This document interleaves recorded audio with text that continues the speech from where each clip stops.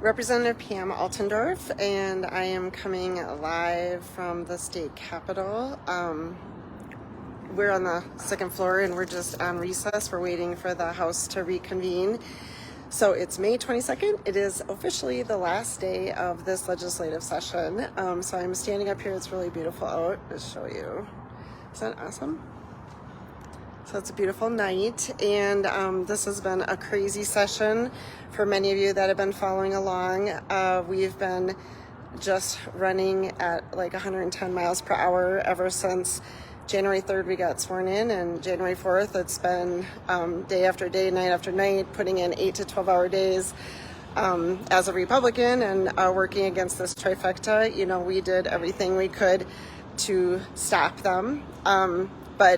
And we did get a few wins. I would say, you know, one of my takeaways as a freshman is I think many people are skeptical of the government, and after being involved in this and seeing the Democrats have total control, it truly is, you know, we are skeptical for a reason. Let's just put it that way. Things just did not operate this session the way that, you know, people, you know, sometimes people who don't like politics are like, well, why can't both sides just get along and you should compromise? And none of that happened. I mean, absolutely none of that happened. I think what was discouraging for me as a freshman, you know, and you think you can come here and you can make a difference. And maybe some years you can when it's a little bit, more, you know, like a split government, then they're willing to negotiate more. But this year, with it being the trifecta and them being in total control, they had an agenda. They had a big agenda. They were going to get it through as fast as they could, and there was no compromise. I mean, it was for a state that is pretty much 50-50. We're very purple. We lost the Senate by only, I think it was 321 votes. That's a very, very close state. This is not a deep blue state. Minnesota was not a deep blue state. We're not a 70-30 state. And they ran this legislative session like they just have this super majority in the state. I think that's what's very frustrating to most people, as it was to me. But being a freshman, you know, you really think you're here fighting and you're trying to make a difference. And I think that's what was so discouraging is the first 4 months you go to committee meetings, you're trying to make amendments, you're trying to fix bills or help at least make them a little bit better so they're not so extreme. And to see the Democrats deny amendment after amendment all session long, but then even a few of the things that they did get put in, when it got to the point of going to the conference committee, they stripped them out. And so when they have ultimate control, they truly have ultimate control, and there is not a balanced government. There's not a balanced government right now in the state of Minnesota. And as much as, and especially the Democrats that say, why can't we all just compromise? Why can't we all just get along? Well, the Democrats are in complete control, and they act, again, like they just had this super majority. So I'm just waiting to go back in. I think we'll be going back in a few minutes, but at the end of the session here, we were passing these big budget bills off of the floor. Today, someone had asked me, oh, what happened with the nursing home funding? Okay, so for anyone that's been following along closely this legislative session, the Republicans have really been very vocal about a couple of things. One is tax cuts. The Democrats ran on doing a Social Security complete tax cut. They did do one, but it wasn't a full repeal like most states have.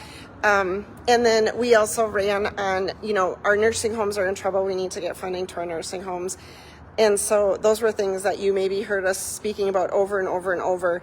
Our nursing homes are in trouble, and in fact, all over Minnesota, we have nursing homes that are closing. Originally, the Democrats only had $3.9 million in for our nursing homes, which is just, it's absurd. You know, we have so much other wasted money going everywhere, and obviously, I mean, we have to prioritize our needs, and taking care of our elderly should be a top priority. So just to give you the quick explanation, we had bonding. The bonding bill means we're borrowing money, and that takes a super majority vote. That means in the House, they needed 11 Republicans to vote for bonding in order to get it to pass. And the Republicans cut a deal that they would give nursing homes $300 million, so that was a win for the nursing homes. in exchange for, the 11 Republicans to vote for bonding. And so, we are happy to end the session and to have a win for our nursing homes. It's too bad it took that long, and it's also too bad it really says a lot of the priorities when the Democrats came in with $19 billion surplus. And some of those things you can see right away they didn't prioritize where maybe we would like to see some of those dollars being spent. But anyways, we're heading back in, and this is the very last session, and we will be closed now, May 22nd. Unless there's a special session, we will not be back till February 12th of 2024. And I am looking forward to very, very much being in my district, going to city hall meetings, school board meetings. I'm really planning on being in the district. So if you're in my district, please reach out. I'm looking forward to it. I'm looking forward to being back around my people and just really talking to people in the state of Minnesota and seeing what we can do to get us back in the majority in 2024, because I am committed to the state, to making it better, and working with people so that we can regain the majority. Okay, good night, everyone. God bless.